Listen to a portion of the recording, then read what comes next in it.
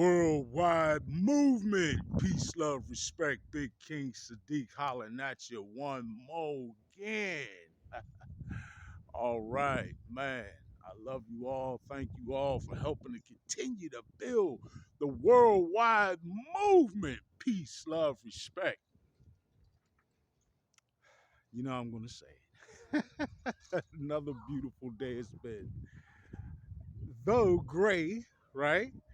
A gray day in the Pittsburgh, Pennsylvania area, but we kind of used to that around these parts in this time of year. But a nice day, you know, calm and peaceful. Plenty of opportunity for peace, love, respect. Right. Hmm. Yeah. Had to catch a little breath of that fresh, crisp December air. Word life. All right. So I wanted to touch on something quickly and raise a point. Uh, or should I say, raise a question? How much of our lives are we digitizing? So let's think for a minute about technology, right? Just a quick second. Technology, I'm all for, by the way. I'm in no way uh, of a mind state that technology is evil, right? Um, I do understand that the thinking that goes into the development of technology, right? And the intent or expressed purpose of the technology most certainly comes into play when you start to discuss the overall impact of the technology. Okay. Um, Technology to make a task easier or to further the capabilities of human beings in whatever their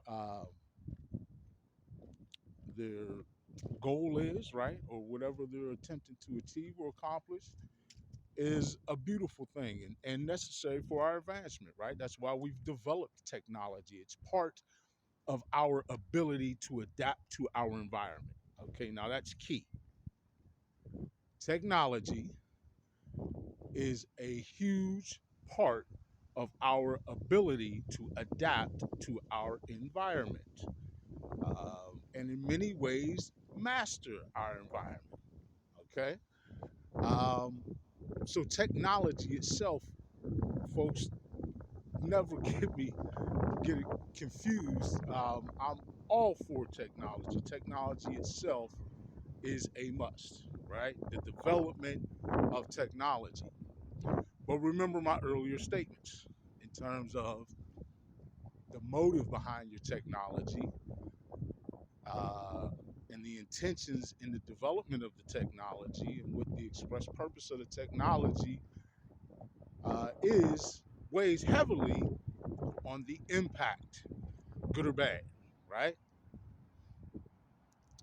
And when I look at a lot of, I do some comparison, right? Um, excuse me, folks. Pardon me. I do some comparisons. So, uh, a beautiful deer crossing. What's up, little one? Peace, love, respect. Always mindful of nature as we're doing our thing, right? So yeah, I think about technology in the context of how we're utilizing it and have utilized it over the past couple of decades. And you could take a look at how far we've come in different areas. And it's kind of curious. If you take a look at cars, for example, we've made a lot of headway in terms of the features that we have on cars, but essentially, we're working with the same vehicles, the same combustible engine that works off of quote unquote fossil fuels, right? Um, and folks, also keep in mind that even when you're using an e vehicle, most of the time, the electricity that the vehicle is being charged with, that you're charging it up with, that that electricity is being produced by turbines that are run off of fossil fuels. Look into that.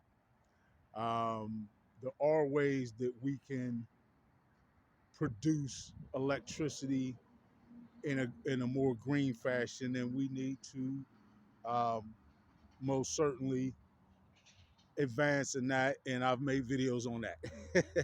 But the ones we have are essentially at that state, right, in terms of our development. When you look at some other areas of our technology, like how far we've come with cell phones, for example, or the phone, the telephone, folks, we've essentially not only come up with personal phones that are mobile, but we've also merged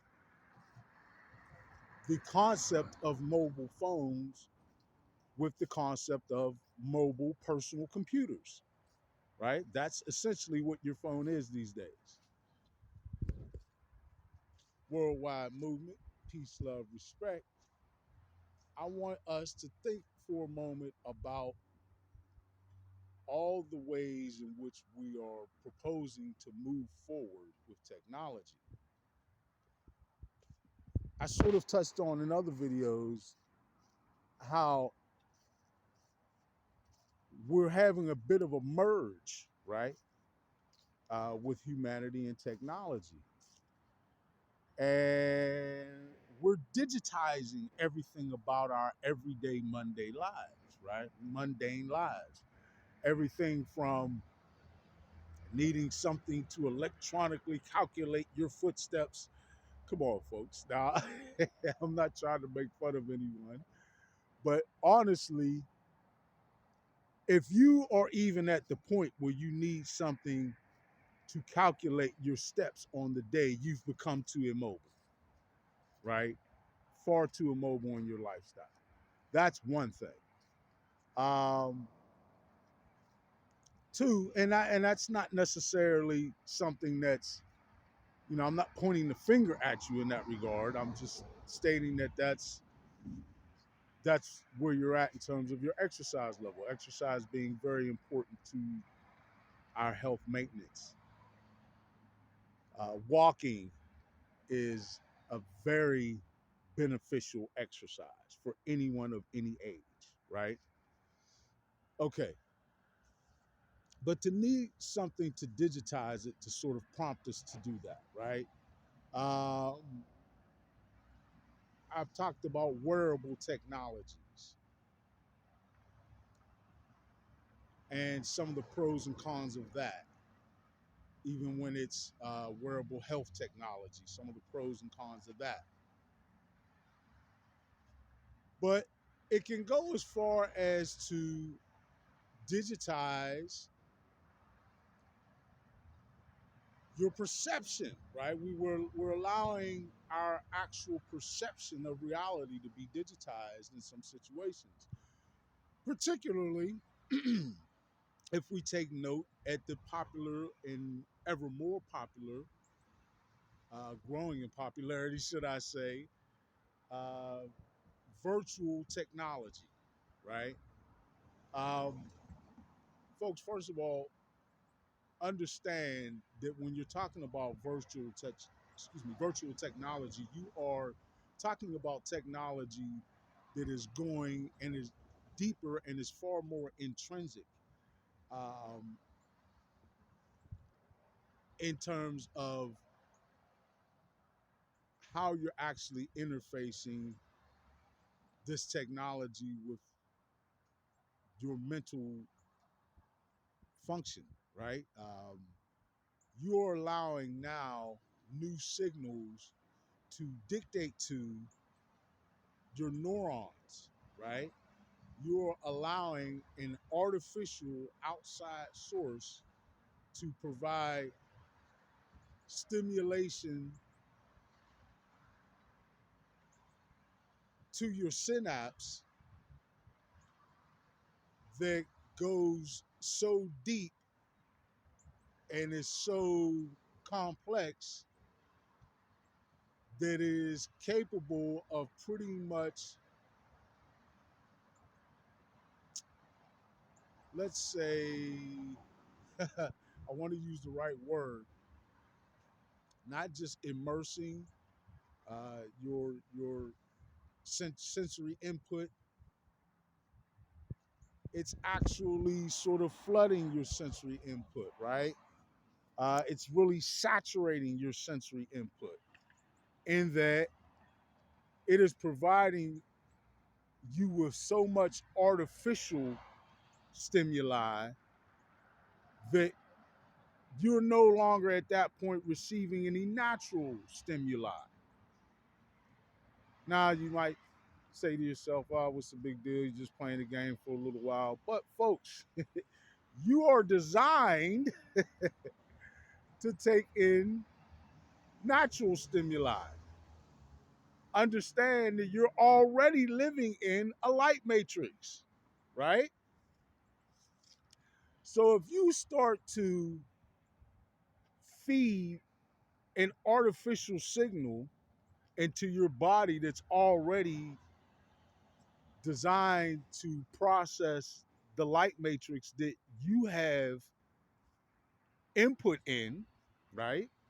Remember how we manifest all the time, whether it's consciously or subconsciously. You have input on the light matrix that is your life, right? This is fact.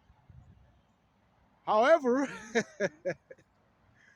you don't have any input on the signals that are being sent to your brain via that virtual reality device that you're utilizing. So what you've done is essentially turned off your ability to have input in your reality and your perception of reality, and you've digitized that and handed over the keys to whoever has programmed the input you're receiving from the virtual reality device. Just stop and ponder that for a moment. You are an electromagnetic being, right? I'm not even talking about spiritually. I'm talking about in your physical reality. You're an electromagnetic being housed within and interfaced with completely a physical corporeal body. You are designed to have direct input through that vehicle that is your body, right? In the 3D, 4D light matrix that you're living in. You're designed for that. When you go virtual and you digitize your life to that degree, you're turning off, you're taking the keys out of your vehicle, right? That you have control not only over the vehicle, but over the system that the vehicle is operating in. You're taking all that control away and handing it over to whoever has designed and programmed the virtual reality device that is allowing you that virtual reality experience. Along with that, you've given a really nice little doorway to slide in to your psyche that you've now allowed to interface with that virtual reality technology. You've given a nice little doorway to slide in whatever programming the individual or individuals who have designed and programmed the virtual reality device that you're utilizing to have that virtual reality experience. You've given them a really nice doorway, if they'd like, to slide in and whatever programming they'd like to do so. Because you've opened yourself up in that way that your psyche can now be interfaced with this technology, and you have digitized your reality and given control of your reality to that external source. And when you're done having that experience, whatever programming is received that you might not have been expecting, you open the door for that, right? Now, in a beautiful and trusting world, there's no nefarious programming or no one who might decide to slip in some nefarious programming to you. But, folks, think about those who have designed this version of virtual reality technology. Think about their mentality and then judge for yourself the potential of intent to slip in whatever sort of programming they might desire, or programming that you may not desire nor ever be aware of. Is it really worth it to allow that much access to your psyche just to play a game or to have some other form of a virtual reality experience? Is it really worth it? I'm not saying whether it is or isn't. I know it's not for me because I don't I value access to my psyche and the ability to place any programming therein. I value that very much and I hold that to myself, right? Um, the question is, how comfortable are you with digitizing your life and handing over control of your perception of reality and access to potentially inputting programming into your psyche? Again, this is hypothetical. This is potential. I don't have any proof that any company is inputting any nefarious programming into any virtual reality technology. The question I'm asking you is it worth it to you to allow that sort of access into your psyche, to digitize your life to that extent? First of all, what is it about real life that is not as attractive to you as virtual life? And why do I pose that question? Because, folks, it has already been documented that usage on these virtual reality devices increases when people use it, right? They don't just use it for, 5 minutes, put down and holler back at it a couple days later. You have the tendency to grow increasingly in usage, right? As that is the case, you're doing two things. number one, you're cutting down on the amount of time in your day that you're actually perceiving reality, right? The reality that you have input over, that you have control over.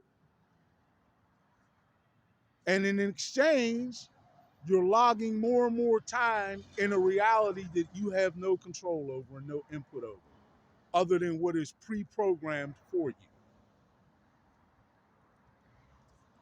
And the other thing you're doing, again, is allowing access into your psyche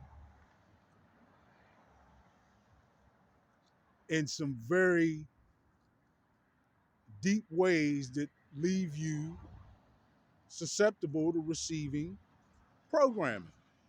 And folks, we've already, at least I've communicated this in many times, the quote unquote mind control technology uh, patents have been out there for years, for decades even. So if they were able to pull this off with old, comparatively primitive technologies like the Brunswick TV, research it, look it up. How much do you think, how much easier is it to accomplish, and how much more intricately and completely is there the possibility for any mind control programming with something as uh, invasive and complex as virtual reality technology invasive into your psyche? How much easier would it be with technology like that? Again, folks, I'm just posing questions for you to think about before you go diving into using such technology or allowing your children to. Wow, the impressionable minds. What an idea. Let's give these impressionable minds this technology that we can easily slip programming into. Hey, what a way to get it to get into the minds of the masses and maybe slide a little something in that steers the direction of how they proceed forward in the new paradigm. Maybe it'd be a little bit easier for us to get them to adopt the paradigm that we want to have them adopt, as opposed to establishing a new positive high vibrational frequency paradigm for themselves. That might be useful. So said the socially economic elite with nefarious plans. Worldwide movement, peace, love, respect, brother. Good to see you. So, I'm just asking you to think about these things, folks.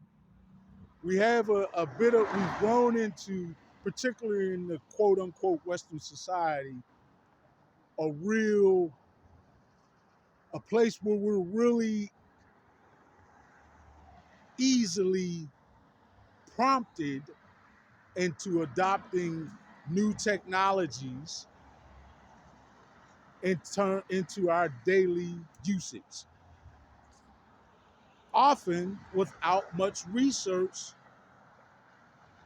into the technology, its development, and its potential impact or side effects, let alone research or deep thought into the intentions of those who've developed it. All right. Just ask you to take a moment and think about these things, folks. I don't need to make up your mind for you. I just like to get you to think and make up your own mind. All right.